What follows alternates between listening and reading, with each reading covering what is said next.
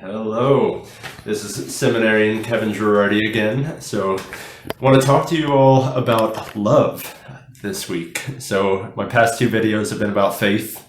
So we know faith is the certainty of the presence of another with us, namely the presence of God with us. Then hope was the certainty that that presence of God is going to be with us in the future. It's going to be with us to bring us home. So what is love then? What is love? Love is the adherence to that presence. Love is the adherence to the other, to God. It's the acknowledging that I am not enough, that my destiny, what I was made for, lies ultimately in another. And I must attach myself to that other. I must attach myself to God, who fulfills me, who brings me to my destiny, who realizes and brings about what I was made for. It's adhering to God in almost a literal way, of like a sticking to him. In the Gospel of John, Jesus says, "If you love me, keep my commandments." Now, the commandments of God are not a scrupulous rule keeping. No. The commandments of God have to do with human flourishing. Love and morality are intimately connected to one another. God loves us by giving us a nature, by making us to be what we are as human beings. But then he does more, right? He not only gives us a nature, but he elevates that nature to a supernatural end, something that is beyond our very capacity. He makes us have an end that is divine, to be able to share in the life of God forever. That is our end as human beings. But he not only gives us this end, but he gives us the grace to bring it about. He gives us the power to respond to him in order to bring about this end in our lives. This response to his end, the supernatural end, is what love is. Responding to him, adhering to him, keeping his commandments of love in order that we might realize our destiny, to be with him forever.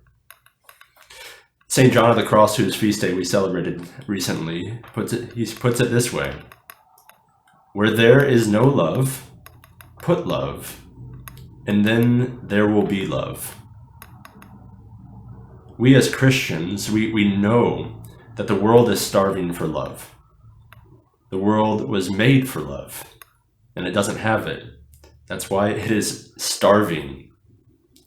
The world, every single human heart was made to keep God's commandments, to adhere to God, to live according to how he made us.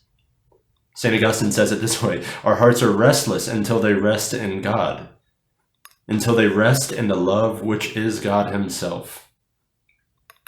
So we as Christians, we who have the divine life dwelling in us, we who are living tabernacles, we who have God in the flesh in us, we who keep his commandments of love, we who adhere to him, we can work to draw others into this adherence, into this sticking to God. We can draw others to realize what they were made for, to realize their destiny, their ultimate destiny, to be sharers in the divine life. But we know that faith, hope, and love, these are gifts.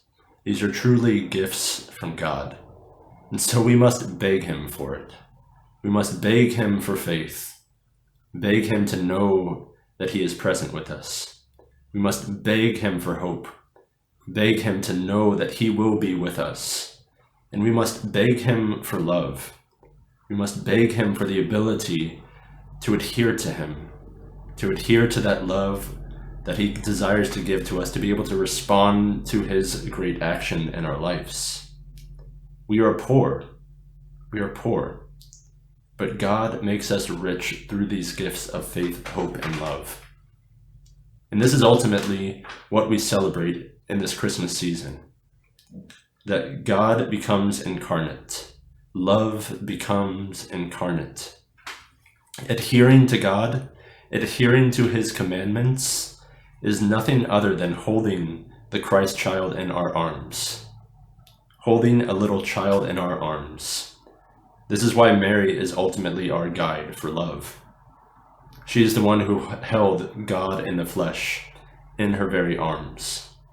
She is the one who was able to come to recognize every slight movement of this child, every facial expression of this little child, of God in the flesh. She came to know him intimately. There was nothing dividing them. And when she knew him intimately, she could respond to every one of his needs, every one of his commandments. This is what it is to love. This is what it is to adhere to God. So we turn to the Virgin.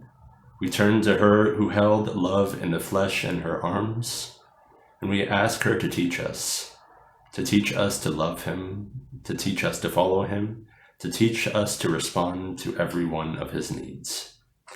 Merry Christmas, God bless you, and I'll see you around.